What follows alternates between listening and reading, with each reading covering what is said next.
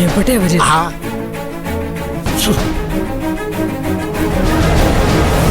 ശരി. എന്തായി? അമ്മ തമ്പുരാട്ടി പല്ലക്കിൽ എഴുന്നള്ളൂന്ന് പറഞ്ഞിട്ട് ഇതുവരെ കണ്ടില്ലല്ലോ. വെറുതെ ഈ രാത്രിയിൽ ആ തള്ളയും കാത്തു നിന്ന് ഇവിടെ കൊതുകടിയും കൊള്ളേണ്ട കാര്യമുണ്ടോ? അവര് വരുമെന്ന്. അതെ, നമ്മളെയൊക്കെ ഈ കല്യാണം നടക്കാതിരിക്കേണ്ടത് അവരുടെ ആവശ്യമാണ്. എനിക്ക് ചാരുവിനെ വേണമെന്നുള്ളത് എത്ര അത്യാവശ്യമാണോ അതിന്റെ 10 ഇരട്ടി വാശിയില്ല അമ്മായിയും. അവരൊരു കാരണവശാലും ചാരുവിനെ മരുമോളാക്കി ആയിരപ്പറയിലേക്ക് വരണമെന്ന് ഒരിക്കലും ആഗ്രഹിക്കുന്നു. അതുകൊണ്ട് അവര് വരും, വരാതിരിക്കില്ല. പിന്നെ ഈ രാത്രിയിൽ ആരും കാണാതെ വേണ്ട ഇറങ്ങി വരാൻ. അതിന്റെ ഒരു ബുദ്ധിമുട്ട് കാണും. അത് ബാബുക്കുട്ടൻ പറഞ്ഞു ശരിയാ. ചാരുവിനെ കാണുന്നത് തന്നെ അവർക്ക് പണ്ടേ ചതുർത്ഥിയാ. പിന്നെ മരുമോളായിട്ട് അവിടേക്ക് വരാൻ സമ്മതിക്കോ? ആ ഹേമയെ കാണുന്നത് തന്നെ നമുക്കും ചതുർത്ഥിയാ. കാര്യം കാണാൻ അവരെന്തും പറയും. കണ്ടില്ലേ, ബാലമ്മാഷിനെക്കാളിലും അകത്ത് നിന്നുകൊണ്ട് ചരട് വലിക്കുന്നത് ഇവരാ. ആ സ്വർണത്തിന്റെ കാര്യത്തിലേ അവര് കാണിച്ചത് കണ്ടില്ലേ? ഭദ്രകാളിയെ പോലല്ലേ ഉറഞ്ഞു തുള്ളിയത്. ബാലമ്മാഷിന് മുമ്പിൽ അവര് പല നാടകങ്ങളും കളിക്കും. നിങ്ങൾ ഉദ്ദേശിച്ച സ്ത്രീ അല്ല അവര്. ബാവക്കുട്ടാ, അവര് പറയുന്നതും കാണിക്കുന്നതൊന്നും നീ കണ്ണടച്ച് വിശ്വസിക്കല്ലേ. നീ ജീവിക്കാൻ വേണ്ടി ക്രിമിനൽ ആയതാ. പക്ഷെ അവരുണ്ടല്ലോ, അവര് മറ്റുള്ളവരുടെ മുമ്പിൽ ക്രിമിനലൊന്നും അല്ലെങ്കിലും ഒരു നല്ല ക്രിമിനൽ ആവാനുള്ള കുരുട്ടുബുദ്ധിയൊക്കെ അവരുടെ തലയിലുണ്ട്. അവരുടെ കാര്യം നല്ല വൃത്തിക്ക് സാധിച്ചെടുക്കും. എന്താ, ശരിയല്ലേ?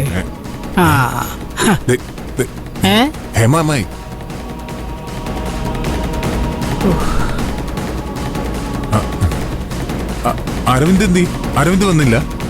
ഒരുമിച്ച് വരാൻ പറ്റുമോ? അവൻ വരും. പിന്നെ കാര്യങ്ങൾ സംസാരിക്കേണ്ടത് ആരോടാണെന്നൊക്കെ അവന് അറിയാം. അത്രയ്ക്ക് വില കൊടുത്താൽ മതി എന്നൊക്കെ അവൻ വിചാരിച്ചു കാണും. ബാലമാഷിന്റെ പെപ്പർതോത്തി കില്ലാടിയാണെന്നറിയാം. പക്ഷേ ഇത്രയും വില്ലത്തരം കയ്യിലുണ്ടെന്ന് ഞാൻ വിചാരിച്ചില്ല.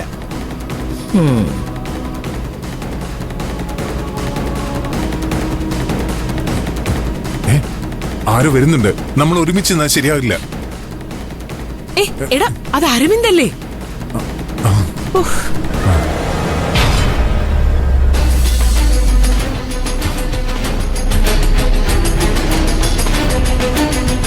ബോംബെ അധോലോകത്തെ വിറപ്പിച്ച ഭുവൻഭായ് ഇത്രയ്ക്ക് പേടിത്തുണ്ടാണോ? ഭുവൻഭായോ? ഞാൻ പാവം ബാവുക്കുട്ടനല്ലേ. നാട്യങ്ങളൊന്നും വേണ്ട. നിങ്ങളെ കുറിച്ചൊക്കെ വ്യക്തമായിട്ട് അന്വേഷിച്ചറിഞ്ഞിട്ടുണ്ട്.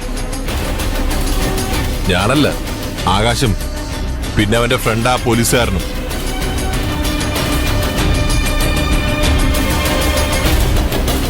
ഓരോ സ്ഥലത്തും ഓരോ പേര്. ഇവിടുത്തെ പേര് പാവക്കുട്ടൻ.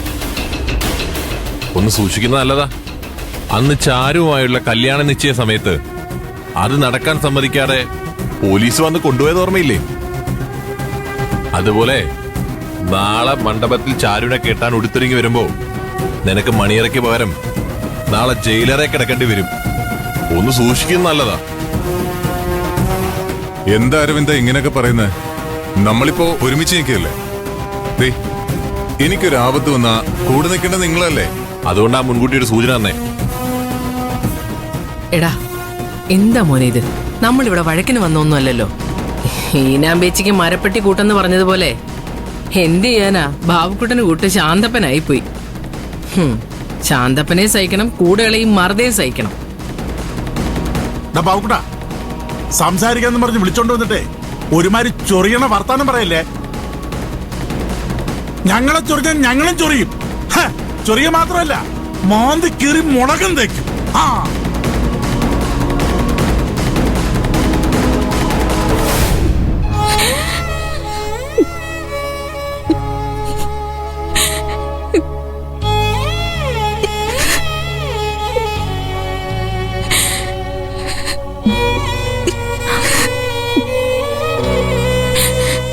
എന്തിനാ അമ്മ കൺമുന്നിൽ വരുന്നതിനെ കുറിച്ചോർത്ത് കരയുന്നേ?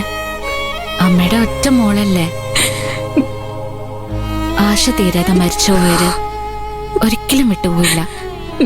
പ്രത്യേകിച്ച് അവരെ ഏറ്റവും ആഗ്രഹിച്ചത് മോളുടെ കല്യാണം നടക്കാനായിരിക്കും.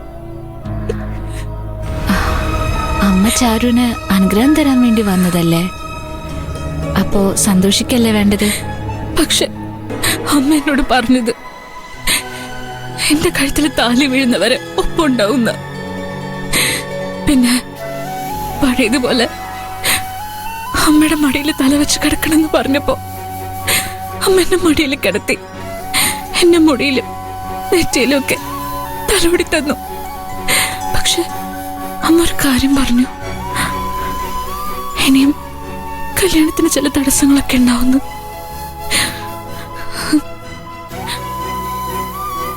എന്ത് തടസ്സാണെന്ന് ചോദിച്ചിട്ട് പറഞ്ഞതുമില്ല. എന്നാൽ ആ തടസ്സങ്ങളിൽ നിന്ന് ബാലമ്മ രക്ഷപ്പെടുത്തുന്ന പറഞ്ഞ് എനിക്ക് പേടി തോന്നുക. ഇനിയും തടസ്സം എന്ന് പറയുമ്പോ നാളെ താലികെട്ട്. ഇനി താലികെട്ട് നടക്കാതെ പോവോ? ആലോചിച്ചിട്ട് ഒരു പിടിയും കിട്ടുന്നില്ല. അമ്മ ഉണ്ടാവുന്ന ഉറപ്പ് തന്നതല്ലേ, എന്നിട്ട് അമ്മ എന്നെ വിട്ട് പോയില്ലേ? എന്താ പറു, അരവിന്ദേട്ടൻ എത്ര സ്നേഹത്തോടെ എന്നോട് പെരുമാറുന്നത്. ആ പാരമ്പര്യ ആഭരണങ്ങളുടെ കാര്യത്തില് അമ്മായിക്കൊരു പിണക്കുണ്ടായിരുന്നു. അത് തിരിച്ചു കൊടുത്തപ്പോ തീർന്നും കാണില്ലേ?